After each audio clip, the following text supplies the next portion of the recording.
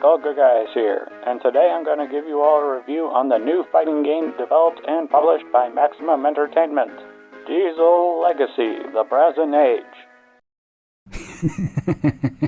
Anyway, before I start the video, I just need to let you all know that I bought the game on Steam with my own money, and that Maximum did not look into this review or influence it in any way whatsoever. All thoughts and feelings are my own to give you all a fair and honest review.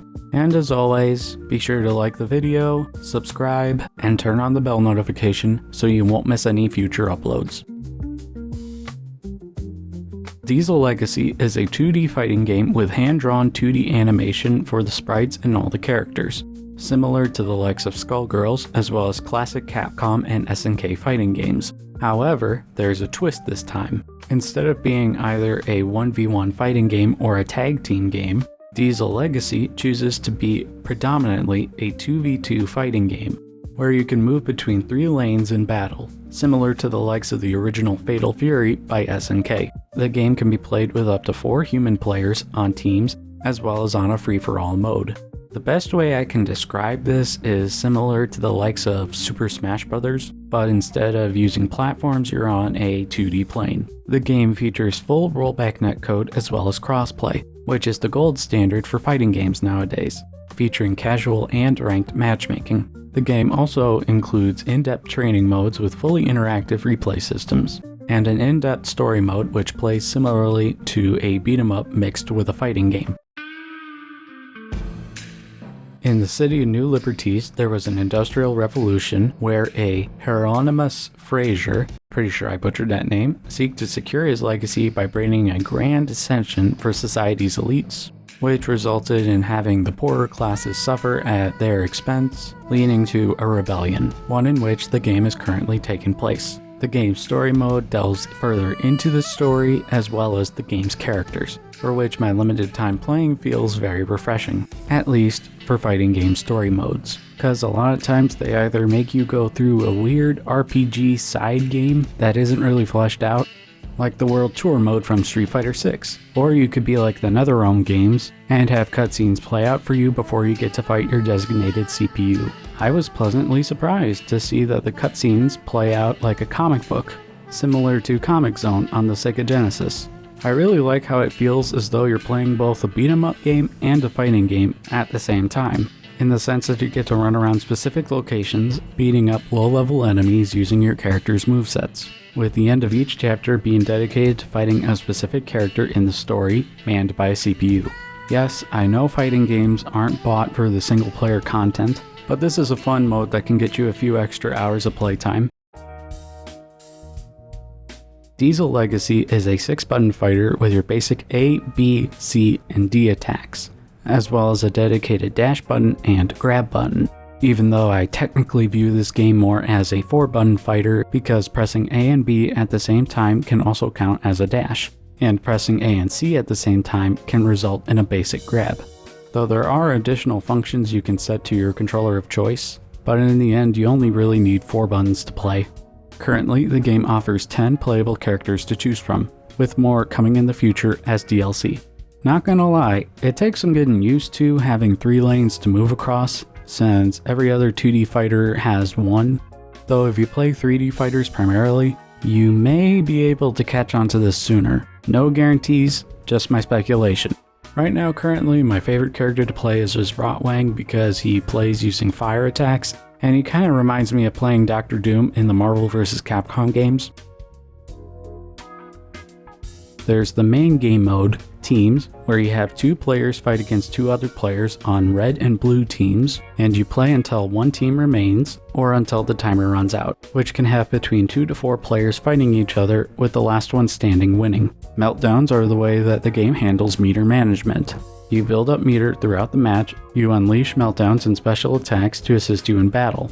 Another unique feature of this battle system are the team assists, where you can assist your teammates after you get KO'd in game. Though I'm not 100% sure how this is going to play out competitively or just online, since this is a relatively new concept for me. Though from my experience, it appears that you can only do special moves when your partner is facing an opponent. The arcade mode is pretty standard, fighting 1v1 against the CPU, with occasional mini-bosses in between. My only real gripe with the arcade mode is that there aren't really any special endings for completing each character's mode, or any endings for that matter. I get it, that's what the game's story mode is for, but it would be nice to get some extra tidbits of story that may not have appeared in the story mode, or just as extra goodies for rewarding players to explore more game modes. Diesel Legacy's training mode is pretty robust, allowing you to use multiple save states against the CPU, and you can set the CPU to do whatever you want. There is also a replay feature where you can look back to previous matches to get ideas on how to improve your game. For you fighting gamers and online gamers as well, you all want to know how the online is, since we can't always go to tournaments or play with our friends IRL. So far, the online netcode is spectacular. Not once did I feel as though my inputs are being delayed or deleted in favor of my opponent, which was a common issue I faced when playing fighting games with delay-based netcode, aka the dial-up of video game netcode. The only other game that has netcode as good as this is Guilty Gear XX Accent Core Plus R. It's literally the closest the game will get to allowing you to play with somebody next to you without actually being next to you. Diesel Legacy has a lot to offer for both casual and hardcore fighting game players, as well as gamers all around. The controls are very responsive, and I never felt as though the game was eating my inputs online or offline, which is something not every fighting game can do for me. The rollback netcode is impeccable, and it should get even better with time. Crossplay is also a nice added bonus. The story mode is a lot of fun, and I can't wait to delve into it further, since you can't go wrong with a good old beat 'em up game. The art direction in this game is really well done, and the game is just gorgeous to look at in motion. And I really love how the story mode makes you feel like you're playing a comic book. And the stages are so lively and full of detail, it's just incredible and increases replayability so much. When it comes to the sound of Diesel Legacy, I feel that the sound effects are absolutely spot on. All your punches have weight, bullets are loud and piercing, and just the game sounds how you would expect it to sound. So I want to give those who engineered the sound parts of the game a lot of props. The same can't really be said about the game's soundtrack. I mean, the tracks are well composed, I guess, but nothing really just sticks in your head, you know? I mean, the tracks aren't bad to the point where you're gonna want to mute your TV while playing the game, nor are you gonna be looking into these tracks outside of the game itself. But hey, I didn't go to school to become a musician or anything, so take what I say with a grain of salt. Due to the nature of having all the sprites be traditionally animated in 2D, there are not a lot of characters to choose from initially, which could be a con considering that some people may be coming from bigger franchises like Street Fighter, Mortal Kombat, and Tekken. I mean, not every game can have a roster as big and in-depth as Super Smash Bros. Ultimate, for example, but personally, I don't care how many characters a game has as long as they have depth. There is another major con of this game, which is not related to the game itself surprisingly, but rather Maximum Entertainment themselves. I feel for all you Them's Fighting Herds fans who were betrayed by the game's staff being laid off and not meeting crowdfunding goals, and leaving the game with 3 incredibly broken characters, with justification being that the game was quote-unquote no longer profitable, which is absolutely horrible and Maximum should not have done that.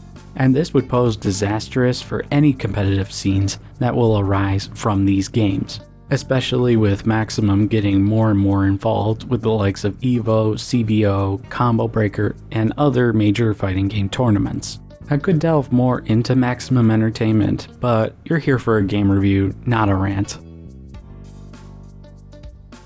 Anyway, thanks for watching. Remember to support your locals, make your bed, eat a vegetable, and I'll see you all again next time. GG's.